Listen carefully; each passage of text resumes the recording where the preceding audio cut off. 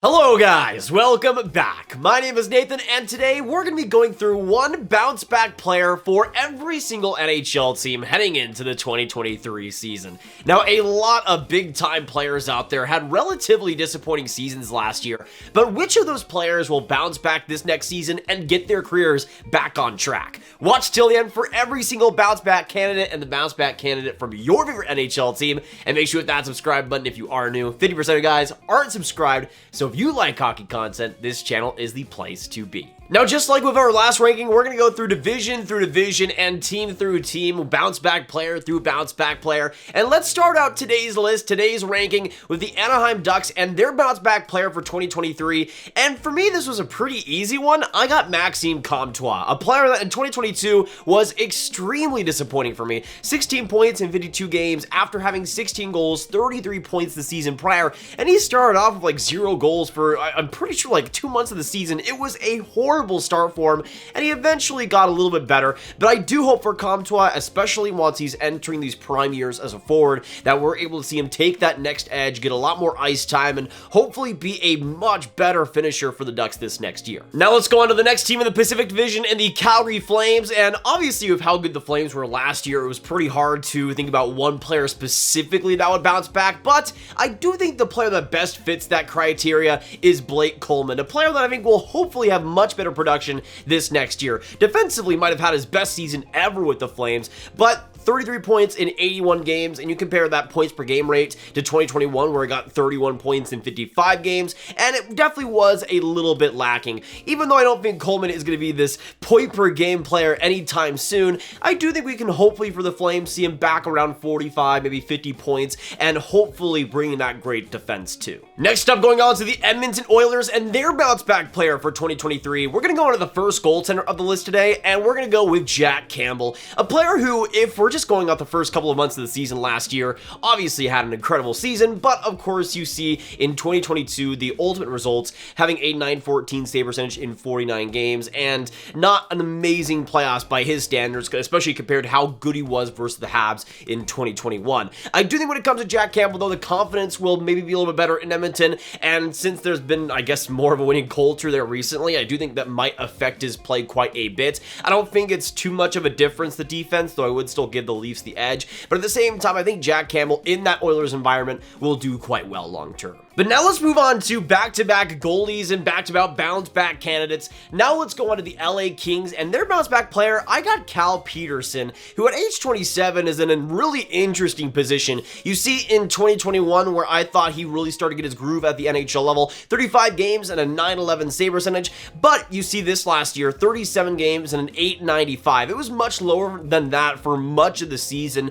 and in the last couple months definitely got it going again. But I do think with Cal Peterson, he was championed as this next great starter for the Kings for a long time. I think if he's going to truly show it, it has to come this next year, and he has to get that starting job away from Jonathan Quick if he wants to have a chance at it. Next up, though, let's move on to the San Jose Sharks rebound and bounce back player for 2023, a player that has had just an awfully inconsistent last few years in Kevin Labanc, who at age 26, I mean, it's super funny looking back on that one-year deal that he took and how bad of a decision that was, because you see the production in 2019, 56 points in 82 games, and then you see just the sharp decline, 33 points, then 28 points, and this last year only playing 21 games and getting 6 points in those games. He has been woefully inconsistent and has yet to really have that finishing luck, that consistency, that work ethic that he once had, but he's still 26 years old, still relatively young, but I do think if we're going to see Kevin Labanc get back to that 2019 level,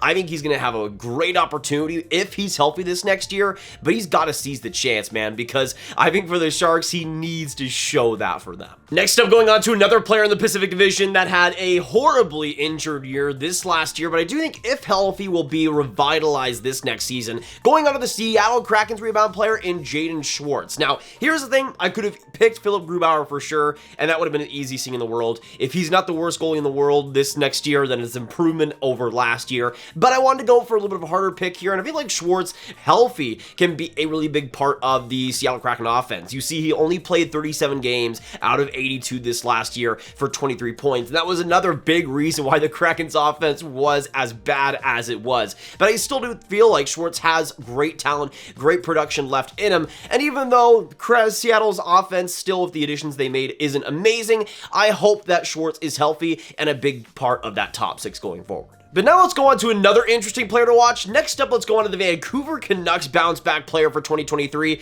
and I got Brock Boeser. Now, it's interesting with everything that's come out, Patrick Alvin saying he's not a core piece of this Canucks roster, which just makes the pressure on him this next year even more intense. But you see in 2021, around a point per game level, 49 points in 56 games, but this last year, 46 points in 71 games, and the confidence and the consistency wasn't nearly there. Obviously, dealing with all the off-ice situations and with his father and the health issues that he had and eventually passing away. I do feel like, though, with Boeser in a maybe more confident position this next year, dealing with maybe a little bit less off the ice, that we'll see him get back to that level. But I do think it's going to be interesting to see. We obviously saw a ton of rumors about him potentially being traded. Will he prove himself as still being a big part of this Canucks core? I think we'll see if that happens this next year. But now going on to the last bounce back candidate for the Pacific Division, let's go on to the last team here in the Vegas Golden Knights, and they have quite a few options. I could have gone Jack Eichel, and that's another player that I could have gone with the obvious pick, but I wanted to make it a little bit harder, and I think I'm going to go with Alec Martinez, who at age 35, yes, is getting older,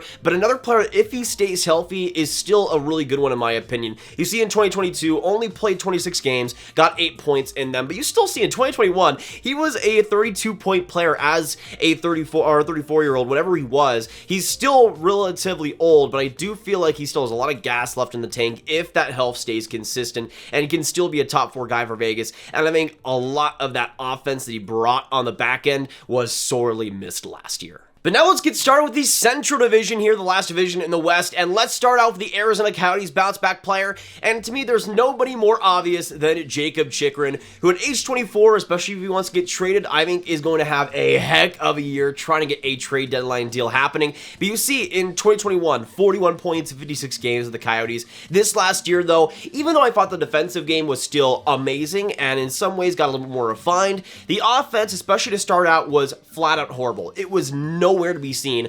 And yes, he was in the Coyotes, but I definitely don't think he was nearly as consistent, as impactful as he was in 2021. But I do think if we get him back to that level, if we get him back to that consistency, I still feel like he has top 20 defensive talents, and I could see a trade happening if that explosive game really shines.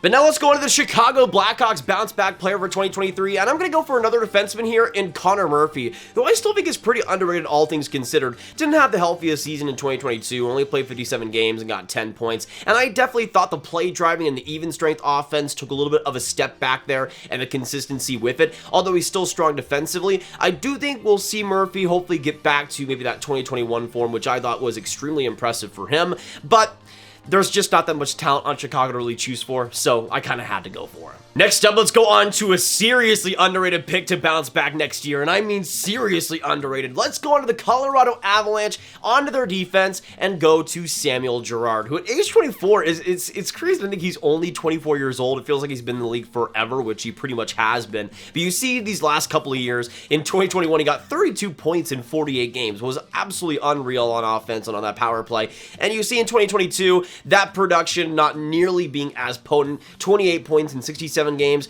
and of course being injured in the playoffs and creating a pretty big hole that the Avs needed to fill in that playoff run. But the Avs didn't end up trading for him like I thought they possibly could have. He's still on the roster, and of course considering the Avs talent on forward, I think if he's a little bit more consistent and totally stays healthy this time, I think he's due for another great season. Now moving on to my favorite team, the Dallas Stars, and their bounce back candidate for 2023. There was a couple of pretty good options here, but I'm going to go with Denis Gurianov, who I think was one of the players that really was, especially by the time that it ended, one of the players just affected the most in a bad way by Rick Bowness. But under Peter DeBoer's system, I think it's going to be really a lot more effective and utilized a lot more correctly. You see over the past couple of seasons, I mean, he got 30 points in 55 games in 2021, but this last year, it was chaotic for him, 31 points in 73 games, and was under the spotlight by Rick Bowness a ton, getting in a ton of games games, not nearly the ice time that he should have, but I do think, again, under DeBoer's system, which utilizes their offensive targets way more, I could see that finishing taking a big next step, and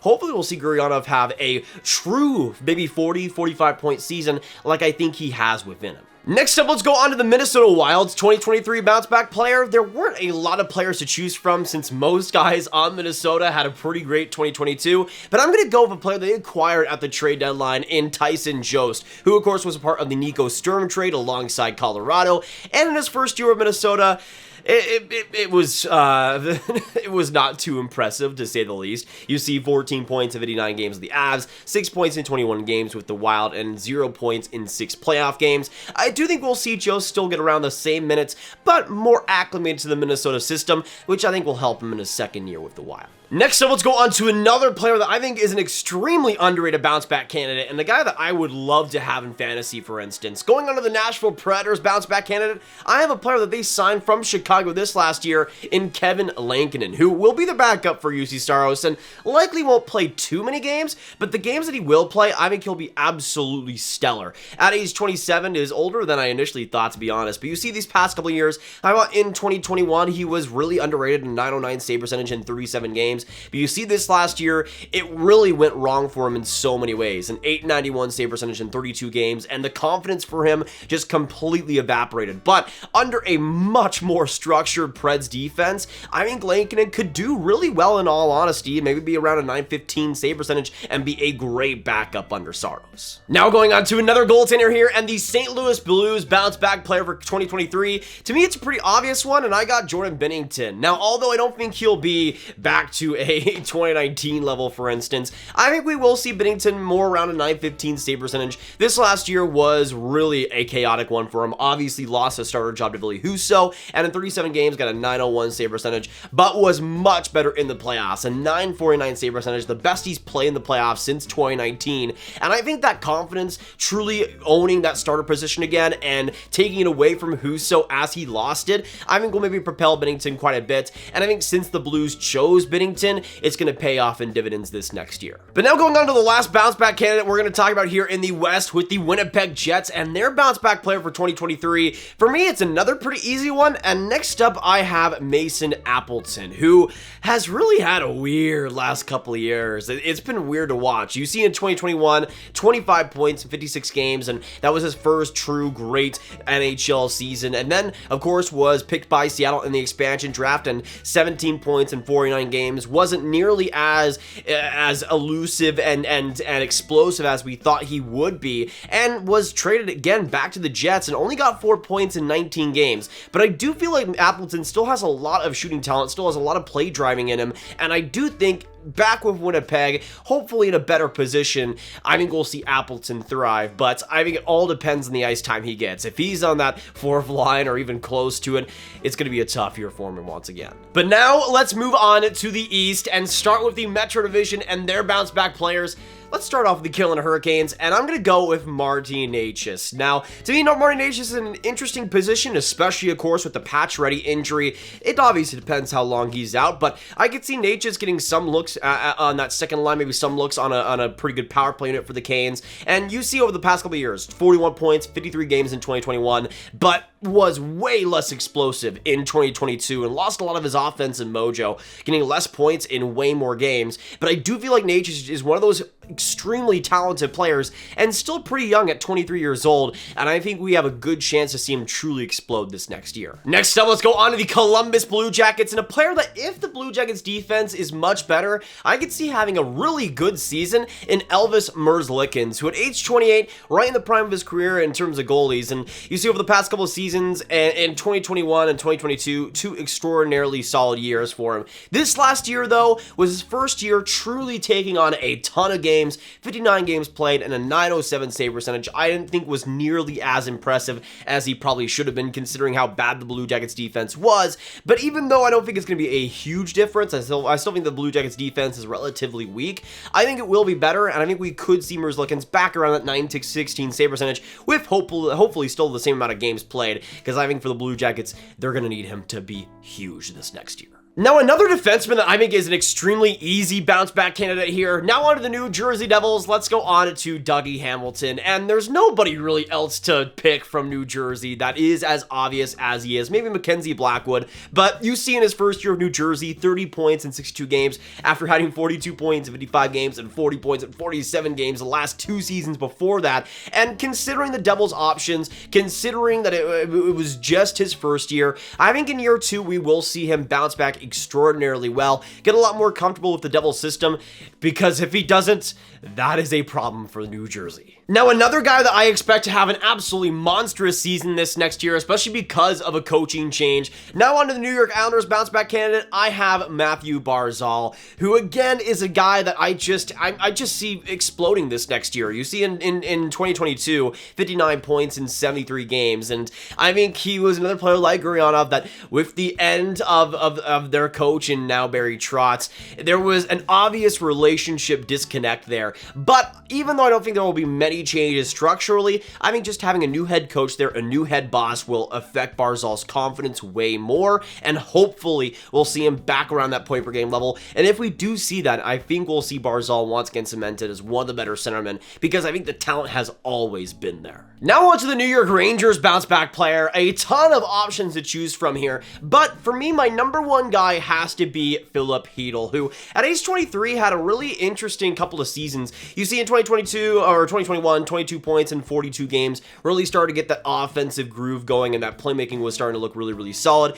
But in 2022, especially in the regular season, there wasn't as much opportunity for him, and he lacked a lot of the play driving that he once initially had. But you see in the playoffs, 9 points, 7 goals in 20 games played. He was absolutely monstrous there, and I think with that confidence, that's one of the biggest things that's held Hedl back, is that confidence and consistency. And I think if we see that this next year, even in that third line center spot, I think Hedl's going to be a lot more effective and a lot more production based in 2023. But another guy that I think is going to bounce back from hopefully the injuries that he's had, and I'm especially hoping for the Flyers that this is the case. Now let's go on to the Flyers bounce back candidate for 2023 with Sean Couturier. And if the Flyers are going to be somewhat competitive at all this next year, Couturier has to have a huge season. You see in 2021, his last decently fully healthy season, almost, he played 41 games, 45 games, got 41 points there, and was unbelievable offensively and defensively, of course, for Philly. But this last year, only played 29 games, 17 points, and his offense shriveled when he did play. But if he is healthy, if he's back being the number 1 center for the Flyers, at least there's that for them. Now let's go on to the Pittsburgh Penguins bounce back candidate for 2023, a guy that has just been extremely frustrating these past couple of years. Next up, I have Jason Zucker. Now, this is more so just a hope rather than a true reality, because I feel like there's a good chance that at this point, Zucker on the Penguins is just who he is. You see over the past 3 seasons, was pretty good in his first year, in his first stint with Pittsburgh, 12 points in 15 games. But in 2021, only played 38 games and only got 18 points. And this last year was even worse for him, 41 games and only 17 points. To me, how much they're paying him, $5.5 million, it's absolutely egregious just how bad Zucker has been, with a guy that, with his style and defensive play, should be way better in their system than he is right now. Now going on to the last player and last team in the Metro Division here, though. Now let's go on to the Washington Capitals bounce back candidate. And next up, I'm going to go to another guy that has dealt with some injuries since going to Washington, in Anthony Mantha, who at age 27 has also kind of been a little bit confusing these last couple of years. You see in his first season, 8 points in 14 games and looked pretty good to start out, but this last year only played 37 games for the Caps, got 23 points, was still pretty respectable, but not nearly as explosive as his last season in Detroit, or his last couple of seasons in Detroit, for instance. I mean, he got 21 points, 42 games in 2021, wasn't amazing, but mostly 2020, where you got 38 points in 43 games, was what was most impressive to me. I think we'll see that play driving hopefully take a next step for the Capitals, and hopefully be a lot more productive on the power play and on even strength. But now let's go on to the last division of bounce back players with the Atlantic, and let's start out with the Boston Bruins, a team that has a couple of really interesting candidates, but I think there's one that is truly obvious here in Nick Foligno, who has a good chance at age 34 to just be who he is, but I do feel like we'll see a much more productive season, let's hope, out of him this next year. Only 64 games played, and in those games, 2 goals, 13 points was atrocious. There's no other way to say it. He was absolutely awful on offense and an offensive black hole. Now, obviously, his last season in Columbus isn't amazing either, but I do think we'll see at least that goal scoring get a touch above, but especially paying him $3.8 million, it kind of needs to happen. But next up, let's go on to the Buffalo Sabres bounce back player here. Next up, I'm going to go on to the defensive side of things with Henri Jokiharju. Now, at age 23, he's in a really fascinating position, and to me, in his first year with Chicago in 2019, I was extremely impressed by him. 12 points in 38 games, and for how young he was back then, and in 2019, I mean, it would have been like 4 years ago, or 3 years ago, so he would have been around that 2019 or 2019 age, and I thought he was extremely impressive then, but he just kind of got a lot more inconsistent and kind of felt more raw as more seasons came, and of course was sent to Buffalo.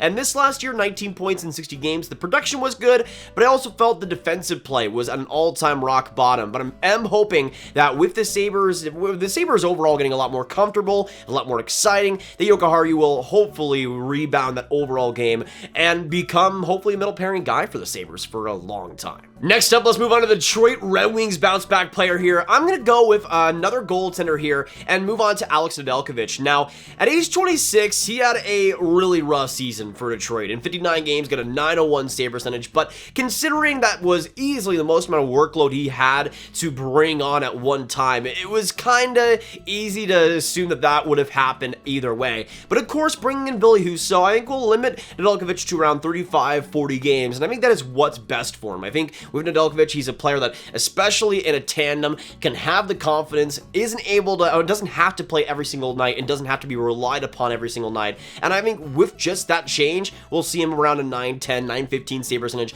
and back to being a really solid goaltender once again. Now on to the Florida Panthers bounce back player here, a guy that I think is a pretty underrated pick in Colin White. Now, I don't think Colin White has a great chance of becoming a star all of a sudden, but I do think in Florida, with some of the depth that they've lost in that top 9, I could see White coming out of the roster and actually providing some pretty good offense there. Now, you see over the last couple of seasons, and in 2022, 10 points in 24 games, and of course will be Florida this next year, but he's being paid $1.2 million on a super cheap deal, and I still think there's some juice to squeeze out of him. And at age 25, if he stays healthy, I think under Florida's system, with the players they can surround him with, I think if there's any chance for him to get back to a great level, I think it's this next year for him. Now, speaking of great opportunity, let's move on to the Montreal Canadiens and their bounce back player for 2023. Next up, I have a player they recently acquired, of course, in the draft this last year in Kirby Dach, who at age 21 was just horrible at the end for Chicago. I was ragging on him a ton this last year,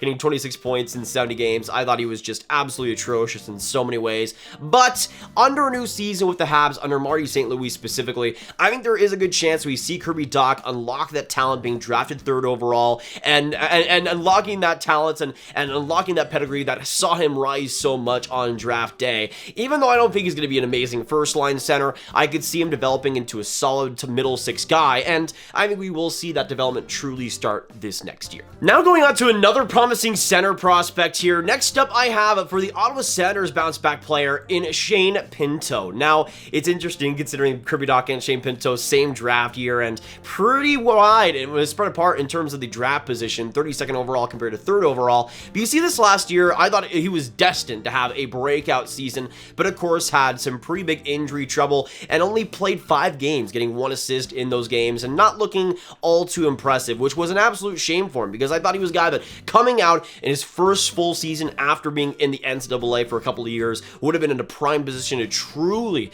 get some great numbers. But I do think this next year we could see that for him as a 3rd-line center, great position for him, rounding out that defensive game and hopefully putting around maybe 35-40 points and being a part of that Calder race. Next up, let's go on to a young defenseman that is going to have a ton of opportunity to break out and truly bounce back this next year. Next up, I have with the Tampa Bay Lightning, Cal Foote, who is another player that Like, he's 23, that's it. It feels like he's been in the league forever, but I do think this next year has a supreme opportunity to truly show what he's made of. This last year played 56 games, got the most amount of games that he had in his career up to this point, got 9 points in those, and played 13 playoff games too. But I think at age 23, considering how thin that right side of the defense is for Tampa, I could see Cal Foote maybe being in a position to play with Victor Hedman when it's all said and done, and maybe being his partner alongside him. And if that's what ends up happening, I think Foote is going to do monstrous things this next year. But now going on to the last team and the last bounce back player to talk about today for 2023, let's go on to the Toronto Maple Leafs bounce back player. And I mean, it could easily not happen, but I think the best bet here is Matt Murray, who, if healthy, that is the big thing, if healthy, I think is in a really good position to do some great things and hopefully get back to that prime years that we saw in Pittsburgh. You see, of course, in 2022, the heavily analyzed 20 games with the Sens and a .906 save percentage looked much better than he did in 2021. And even though I don't think in terms of the performance he'll be all too different from the games he played in 2022, the health will be the biggest thing to bounce back from. Only playing 20 games in 2022, only playing 27 games in 2021, only playing 38 games in 2020, with that whole tandem being wide open for him, I think we'll see him develop really well alongside that Leafs defense and hopefully get a pretty good shot at getting his numbers back to a great level and being healthy too. But that'll be it for today, guys. Thank you so much for tuning in. Let me know in the comments down below what you guys agree and disagree with, and let me know who you think will bounce back from your favorite NHL team. Let me know all your thoughts down below. Of course, hit that like button, hit that subscribe button, hit that notification bell if you enjoyed, and share this video with your friends. Get all the hockey videos, all the hockey content, all the hockey videos out there to any friends that you guys know online, and click this card for all my hockey rankings content right in one playlist. My name is Nathan. Have a great day, and I'll see you in the next one. Goodbye.